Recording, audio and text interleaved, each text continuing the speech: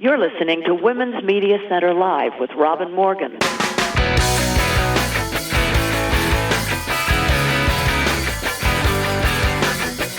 Welcome to Women's Media Center Live. I'm Robin Morgan. And it seems that none of us can get enough sleep to catch up.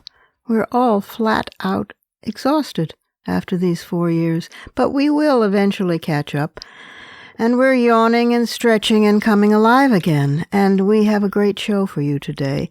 My special guest is Barbara Boxer, former senator from California. And she's with us to discuss impeachment, plural, because, in fact, Donald Trump is the first to warrant two. Isn't he special? And she's going to discuss the filibuster and the Electoral College and lots of other good things. And our show today, in fact, is on impeachments, plural. So stick with us because there's lots to come, and before we get to anything else, we've got to go inside the headlines.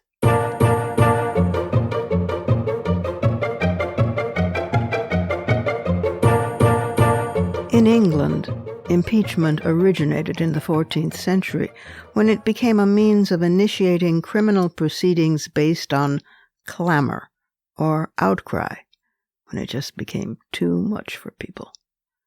The Good Parliament of 1376 produced the first recognized cases of impeachment, the most important being that of William, 4th Baron Latimer, who had been closely associated with the government of Edward III. Subsequent subjects of impeachment have often been political figures, usually royal ministers. Latimer's case also marks the point at which impeachment became not only a means of initiating criminal proceedings, but also a method of trial. After the mid-15th century, impeachment fell out of use until the 17th century, when it was revived as a means by which Parliament could get rid of unpopular ministers, usually court favorites protected by the king. From 1621 until 1679, many of the chief officers of the crown were brought down or at least threatened by this powerful parliamentary weapon.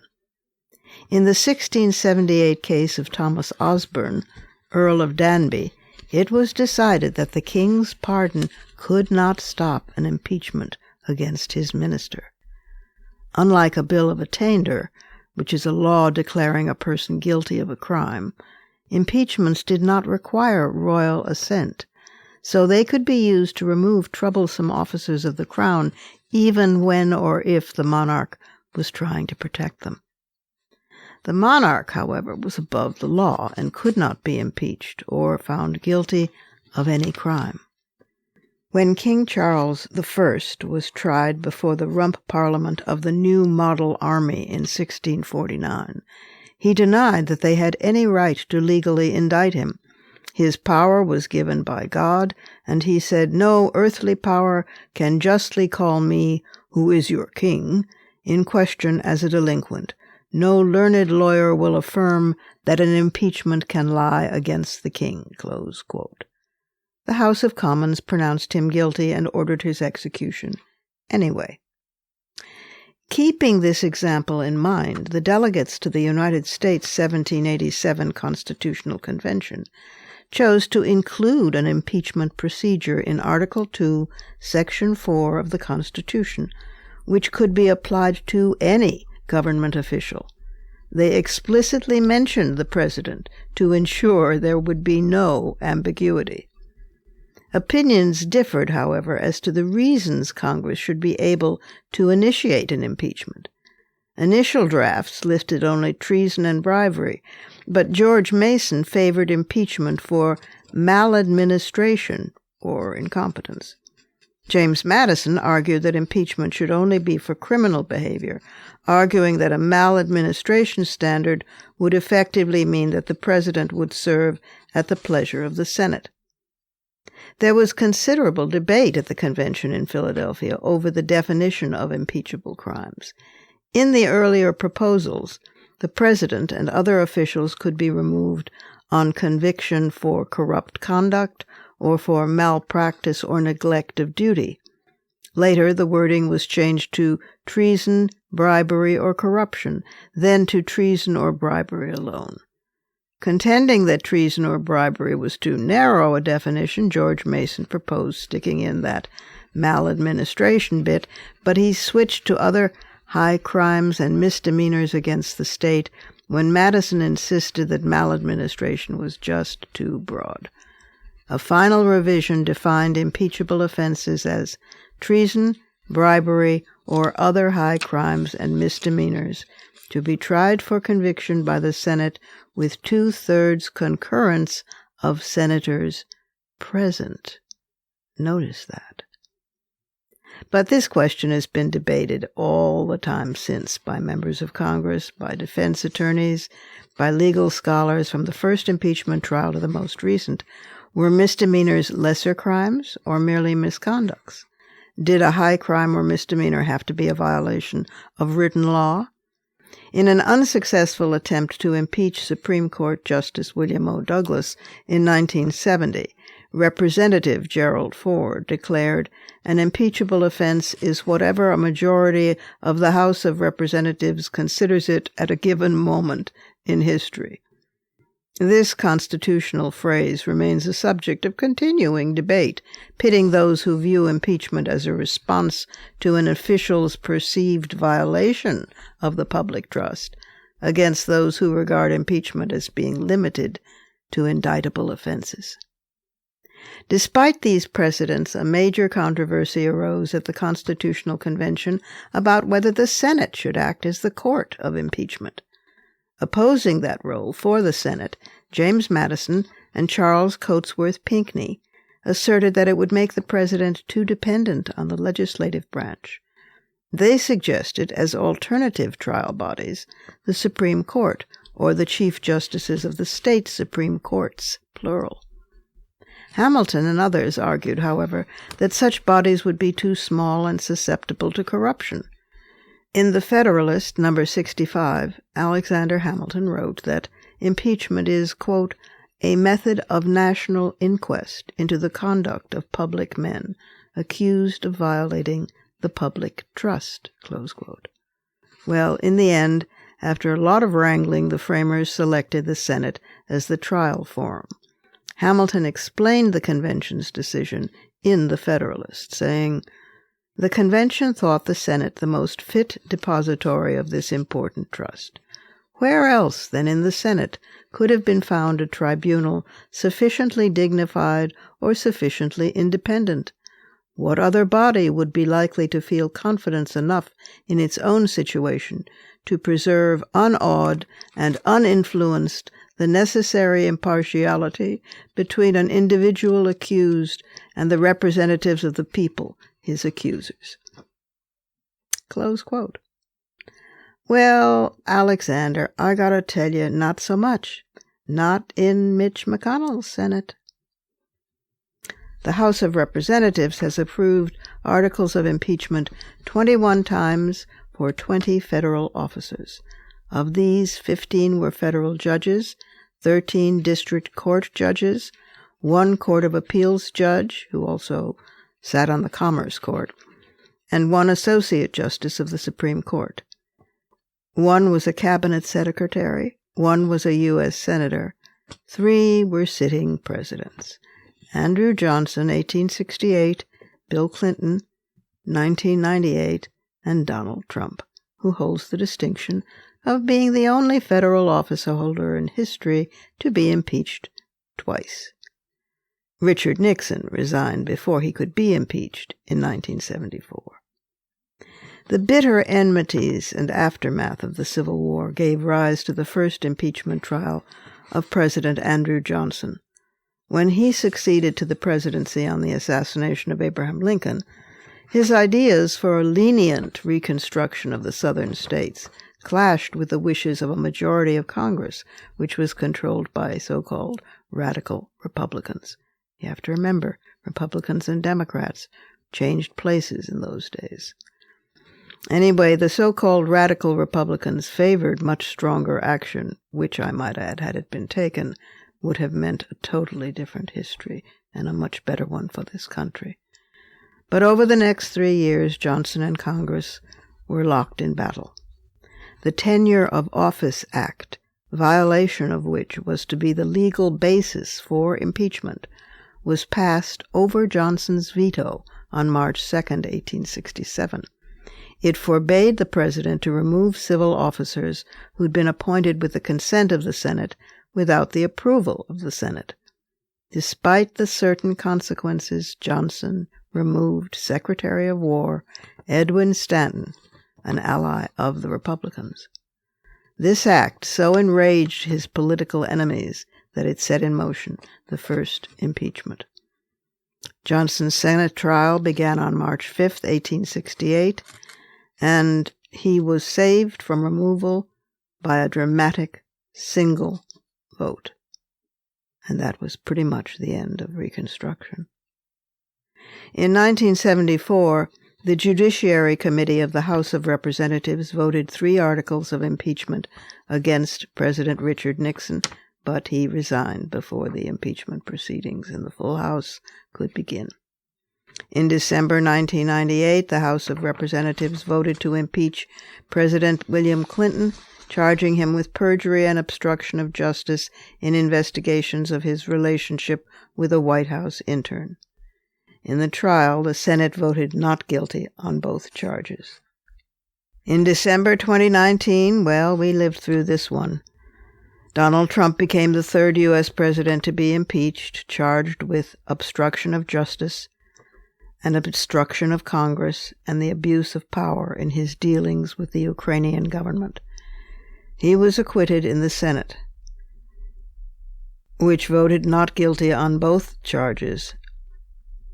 Earlier this month, then, in January 2021, Trump was impeached again on a charge of incitement of insurrection, about which more later.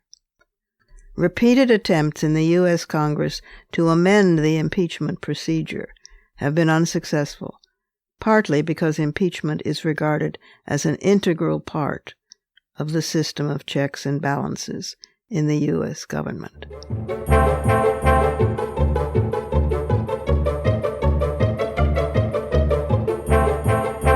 Time for our first break, but lots more to come, including, coming right up after the break, the Surrealism Corner. Yeah.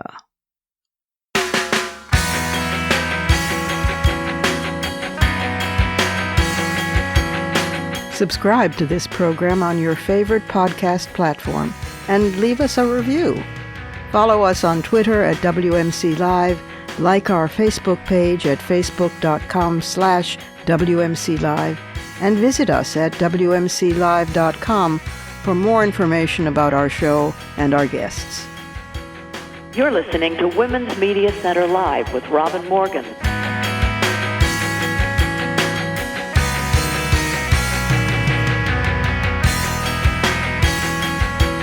Not only amusing stories, but also those that are so bizarre belong in the Surrealism Corner.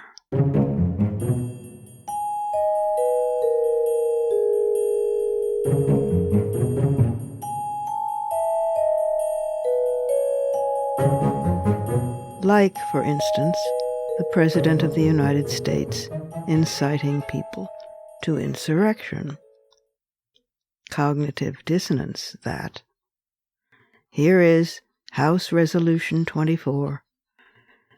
Resolved that Donald John Trump, President of the United States, is impeached for high crimes and misdemeanors, and that the following article of impeachment be exhibited to the United States Senate. Article of impeachment exhibited by the House of Representatives of the United States of America in the name of itself and of the people of the United States of America against Donald John Trump, President of the United States of America, in maintenance and support of its impeachment against him for high crimes and misdemeanors. Article 1. Incitement of insurrection. The Constitution provides that the House of Representatives shall have the sole power of impeachment, and that the President shall be removed from office on impeachment for and conviction of treason, bribery, or other high crimes and misdemeanors. Further, Section 3 of the 14th Amendment to the Constitution prohibits any person who has engaged in insurrection or rebellion against the United States from holding any office under the United States. In his conduct while President of the United States, and in violation of his constitutional oath faithfully to execute the office of President of the United States and, to the best of his ability, preserve, protect, and defend the Constitution of the United States, and in violation of his constitutional duty to take care that the laws be faithfully executed, Donald John Trump engaged in high crimes and misdemeanors by inciting violence against the government of the United States, in that, on January 6, 2021, pursuant to the 12th Amendment of the Constitution of the United States, the Vice President of the United States, the House of Representatives, and the Senate met at the United States Capitol for a joint session of Congress to count the votes of the Electoral College. In the months preceding the joint session, President Trump repeatedly issued false statements asserting that the presidential election results were the product of widespread fraud and should not be accepted by the American people or certified by state or federal officials. Shortly before the joint session commenced, President Trump addressed a crowd at the Ellipse in Washington, D.C. There, he reiterated false claims that we won this election and we won it by a landslide. He also willfully made statements that, in context, encouraged and foreseeably resulted in lawless action at the Capitol, such as, if you don't fight like hell, you're not going to have a country anymore.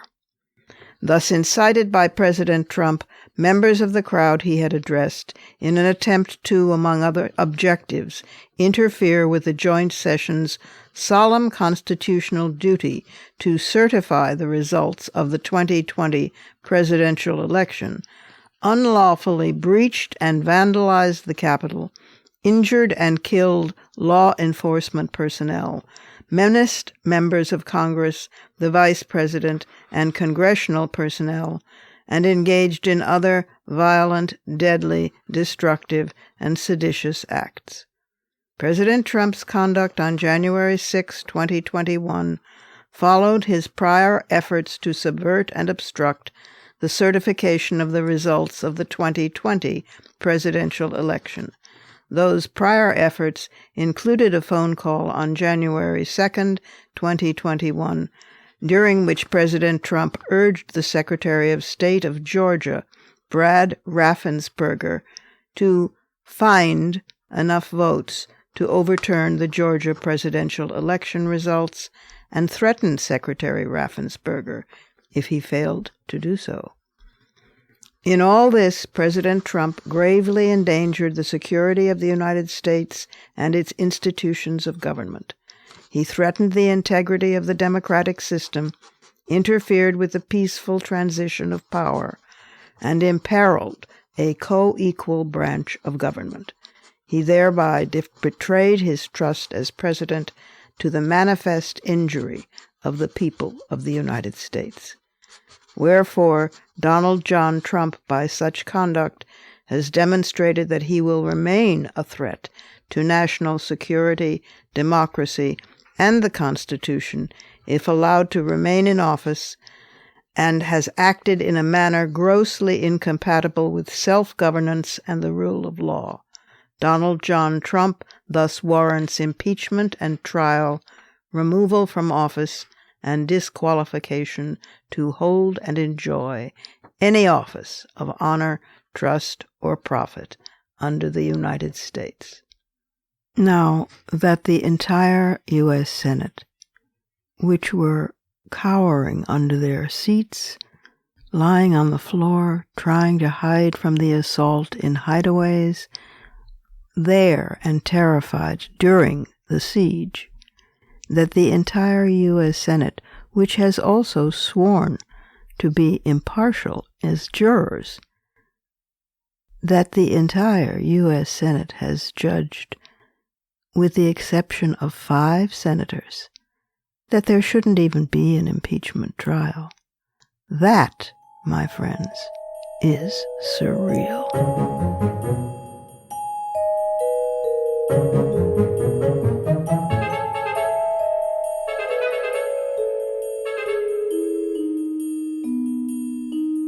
Time for another quick break, but we'll be back in just a minute with Barbara Boxer, former senator from California, and we're going to be discussing the filibuster and the Electoral College and impeachment and much more. So stick with us.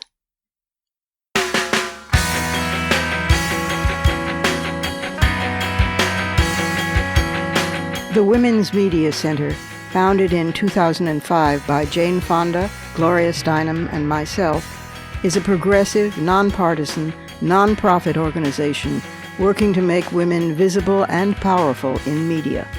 You can learn more about the WMC at womensmediacenter.com. You're listening to Women's Media Center Live with Robin Morgan.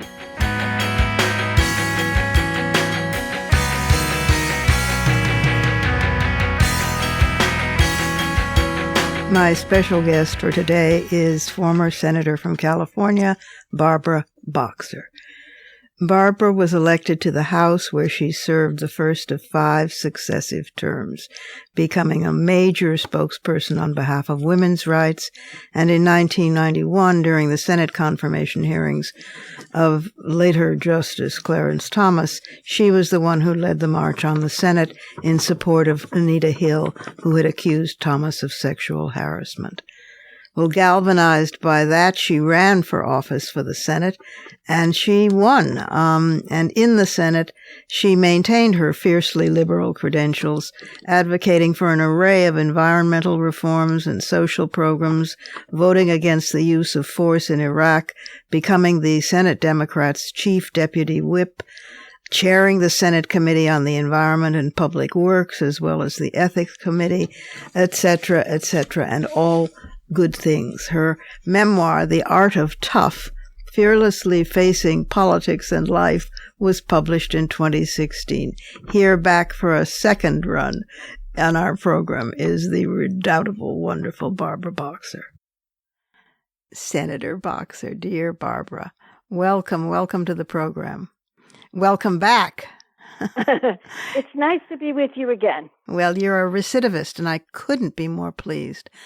I have so many questions. First of all, congratulations to us all for having a somewhat civilized government again. In the middle of the night, I said to myself, we saved democracy. So good for the 81 million Americans who chose to keep our democracy. Oh, my God, yeah. It's an enormous change, and one can only hope that if we say, was there anything positive to come out of the 4 years, it's very hard to find. The only thread I can hold on to is it woke up so many people. And a lot of young people voted, and we have this great coalition that's so diverse now. So we need each other. That's right. Maybe that's, what came out of all this nightmare. I often say that, to me, Trump was the combination of a criminal boss and a cult leader. Something, he had aspects of both. That's right. Yeah, exactly. No, and each was terrifying enough by itself. Yeah. So, what do you think of the House having impeached him? What do you think in this mystery of the Senate? I don't believe Mitch McConnell until he's already done something good, and I haven't seen that happen in so long I can't remember.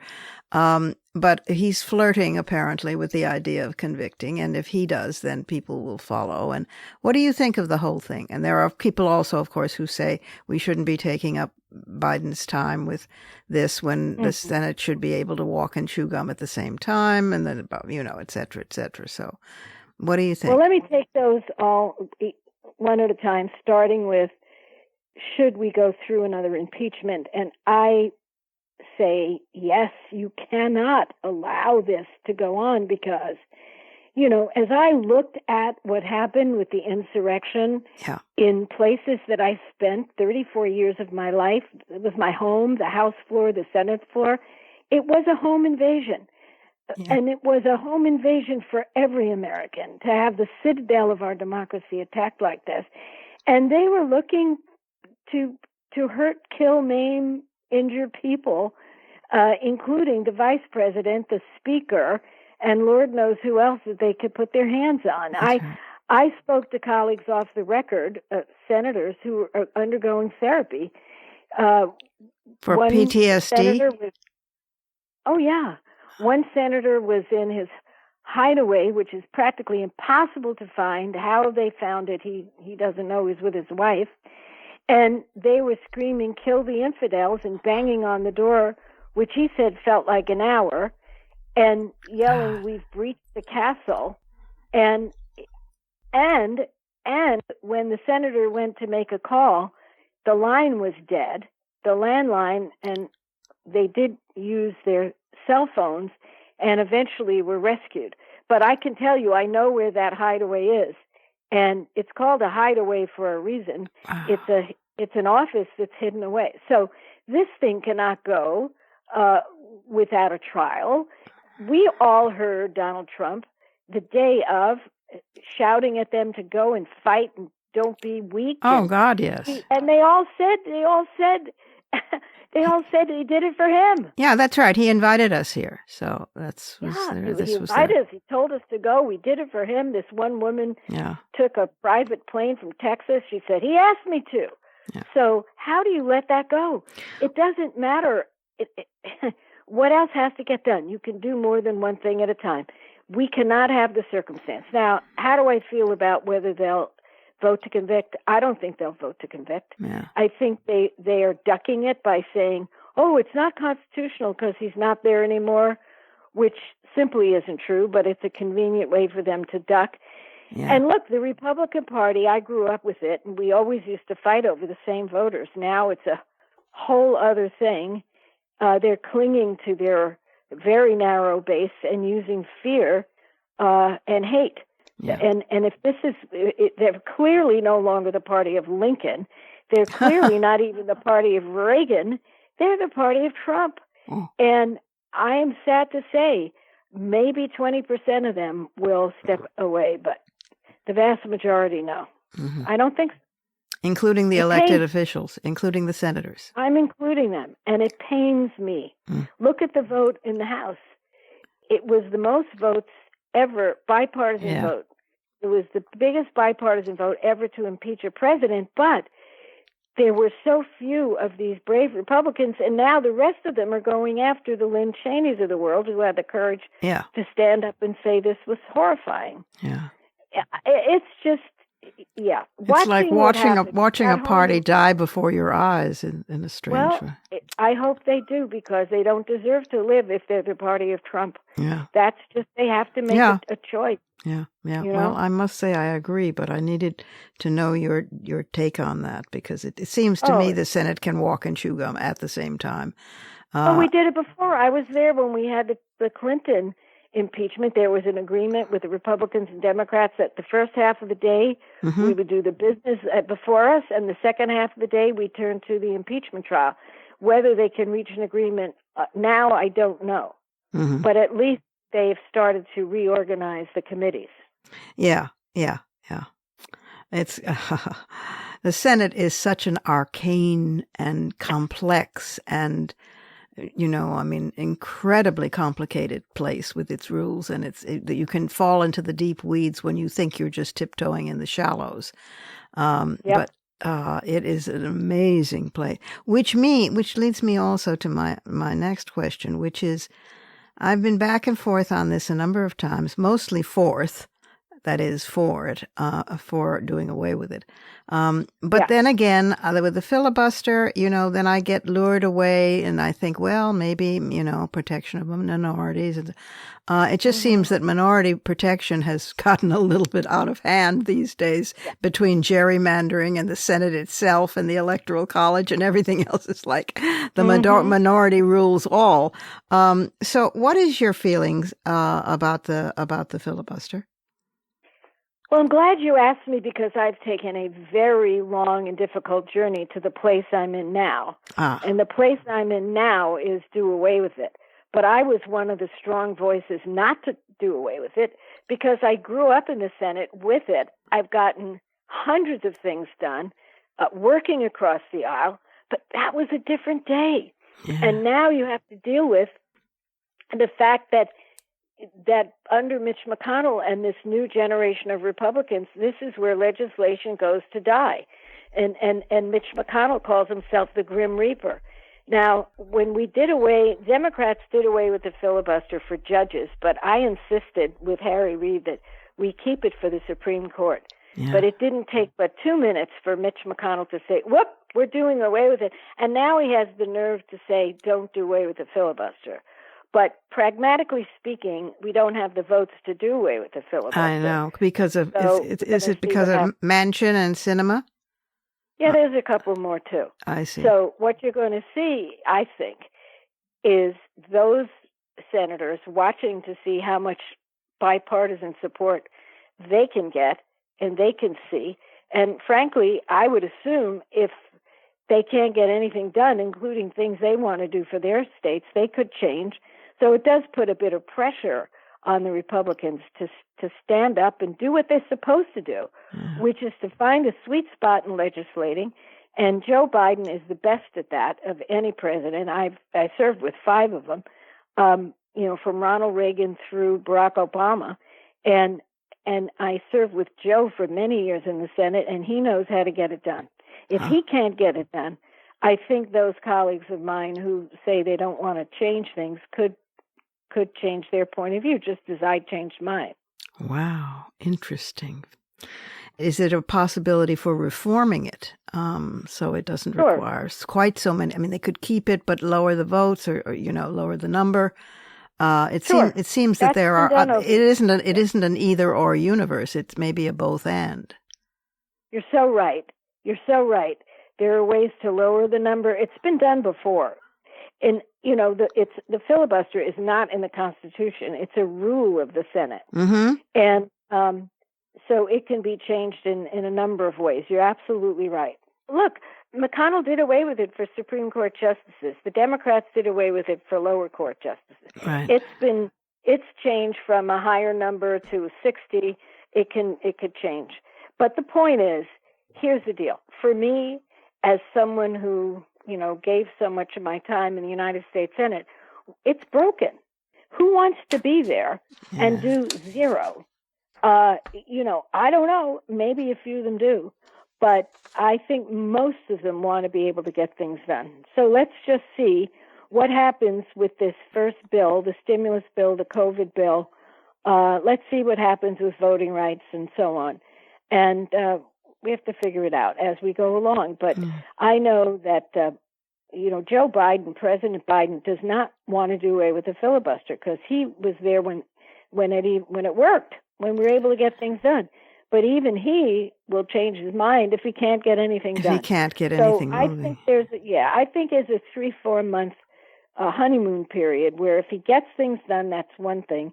But if he can't, he's going to harden his view on it because he's looking at this country. We're faced with so many crises. Oh, my God. We could be on the phone all day dealing with them, and he needs to deal with it.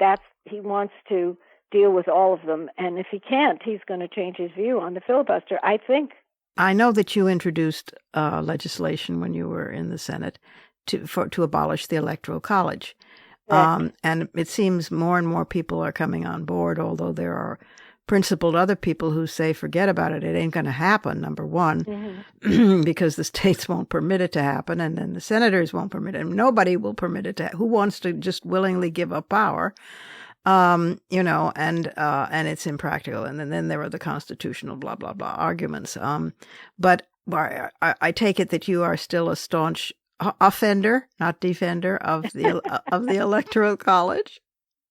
Well, look, it's pretty simple. What other election can you point to where if you win, you could lose? I never, it's insane. I've run my whole life. Sometimes I won by small amounts. Sometimes I won by huge amounts. You win, winner take all, one person, one vote. And all of that is turned on its head with the Electoral College. It sure is. And we saw it with Hillary Clinton. We saw it with Gore. And it's a nightmare. So here's the deal. To be 100% blunt, we're not going to get a constitutional amendment through. It's not going to happen. So how do you do it? Well, there's a movement called the popular vote. Right. And it started by a gentleman I know from California. He's kind of a genius, and he figured out if there are compacts with enough states that add up to 270 electoral votes, and they all agree to cast their electoral votes for the national winner, that's the way you get around the Electoral College. Right. And that's what's alive and well. Many states have done that. And it just points out the importance of these votes in various states. We've just take a look at Georgia, which was a miracle. Just a miracle. What happened there? And it happened because you could vote early. You could vote by mail. Right. There were weekends voting. And now the Republican legislature is going to pull back on all of that. Yeah. And this is what we face in the states. So while I applaud the fact, and I do, that we have a decentralized system, because God help us if Trump was in charge of the voting, I applaud that fact. We need the Voting Rights Act to be put back into play. It now is the John Lewis Voting Rights Act. We need to do that. Yes. And we need to take a look at how to have winner take all, just like every other election. But all of this, is a big, big battle. Now, the Voting Rights Act should not be. And Joe, when he was in the Senate, the head of Judiciary Committee, he shepherded that through. So I think that's one that in John Lewis's name ought to be done. And at least it would say that states cannot go back to the days of Jim Crow when it comes to voting. Yeah. It is so amazing, the more you delve into the history of this country, how many times you come up against it over and over and over. Oh, my goodness. And to even hear him use the phrase systemic racism in his inaugural speech, on the one hand, it's something the government should have been doing 400 years ago. On the other hand, it's stunning that he actually had the words systemic racism in his inaugural speech. It's such a deep scar, and until it's dealt with, nothing can really else be dealt with. It's 100%. The original sin, and the fact that when I went to school, I didn't know anything that I should have known. And I took the civil rights movement in the 60s when I was, looking at that, and also seeing it firsthand when I was a kid. Yeah. When I went to Florida, I was 10 years old, and I was on a bus with my mother. An elderly black woman came in. She probably was 50, but I was 10, so she looked old. I jumped up to give her my seat. Yeah. She gave me a look like, don't get me in trouble. She walked to the back, and I said to my mother, why was that lady so mean to me? And my mother explained it. And she was so incredible, my mother. Never graduated from high school. She said to me, honey, do you want to stand up in the back of the bus? And that was my first, statement that I made, and first political statement with my mother rubbing the back of my neck and saying, it's going to be okay. Oh, boy. It brings me to tears. But I saw that. Yeah, but did I learn it in school? Not really. No, of course not. It was glossed over. It was glossed over. No, of course it was glossed over, or buried outright, or Strom Thurmond filibustering to preserve it. I mean, it is such a such a deep history, and so terrifying. I'm not sure. I always think that the original sin is against the Native Americans, and then slavery comes second. And of course, women were being hated and discriminated against all along. So it's hardly a competition. But the point is that but you know what we could say right here on your show? What? The original sin was bigotry. Yes, that we can say. Yeah, absolutely. I think you make a point. Yeah. The original sin was bigotry. Yeah. And it's a nightmare that we're still dealing with. We have to deal with it.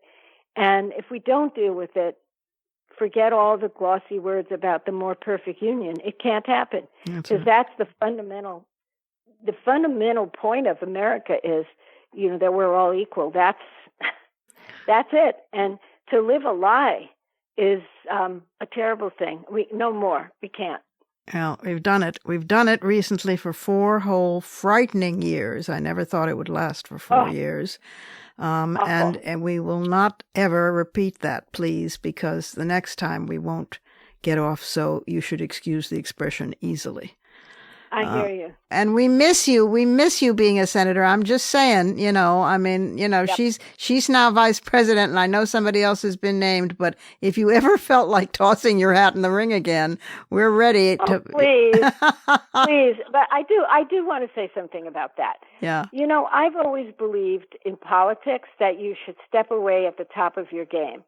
Yeah. Number one, give people a chance who have been waiting. I think it's very important. Number two, you still have life afterwards. You could do some good things. I taught at USC a class in politics about teaching young people why they need to be involved and demystifying it. That was the name of my class. So, there's so many things you could do. I'm helping some healthcare people. So there's lots to do after, and, the beauty is, as we know, passing the torch, peaceful transition. That's right. All important. That's right. Well, you do so very gracefully, my dear. Thank you so much for being with us. It's a pleasure. Thanks a million. It's time for our final break, but I'll be back directly with some fighting words.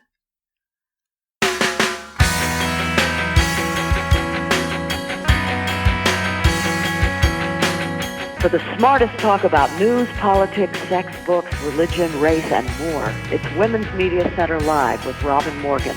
Audacious, witty, provocative, informative, and fun. It's Women's Media Center Live with Robin Morgan. Talk radio with a brain. Words of introspection can be fighting words.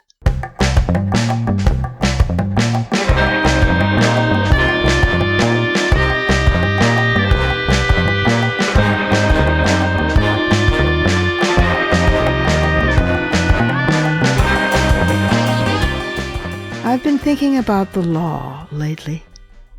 When I was younger, the law was not my friend. The law felt stern, authoritarian, all about justice, little about mercy. The king's law, the man's law, patriarchal law.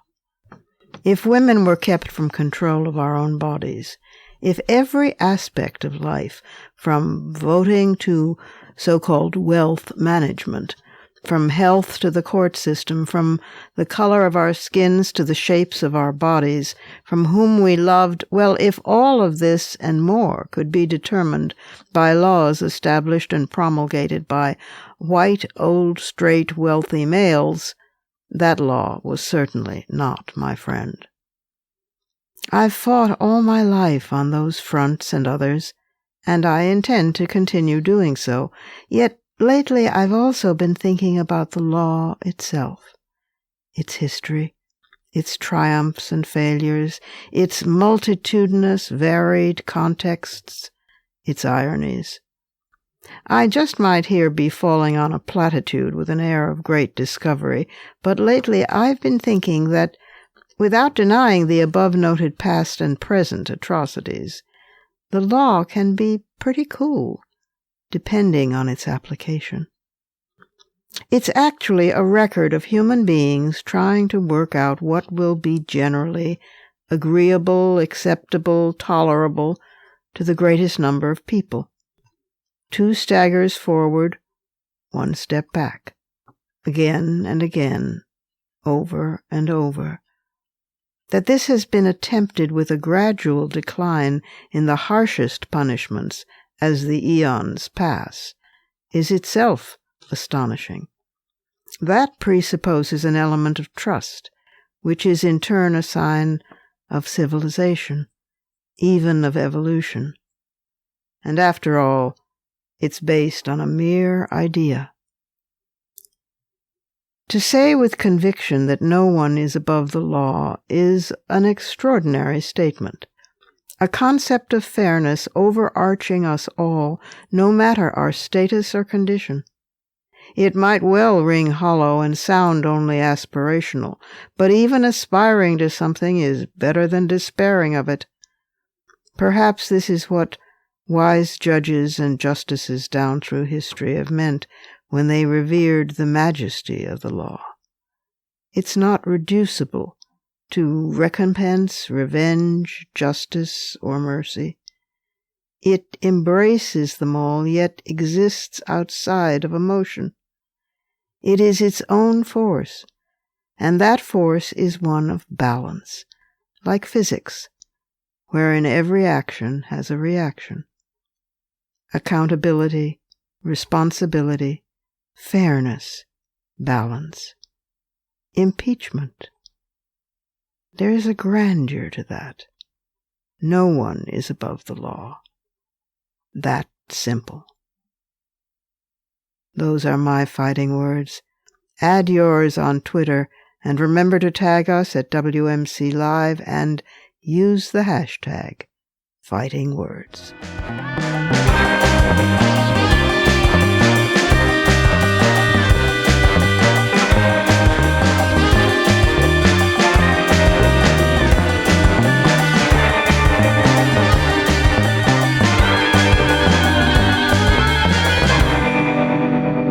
And that's our show for this week. You can follow me on Twitter, Facebook, and now Instagram at @TheRobinMorgan, and you can check out my blog at robinmorgan.net and find my latest book of poems, Dark Matter, and my brand new novel, Parallax, wherever books are sold. Opinions expressed on this program do not necessarily represent the Women's Media Center. Here's the family for Women's Media Center Live. Executive producer as well as founding and sustaining sponsor Regina K. Scully. WMC president and co-executive producer of this program, Julie Burton. I'm Robin Morgan, your producer and host. Thank you for being with us. Join us again next time on Women's Media Center Live.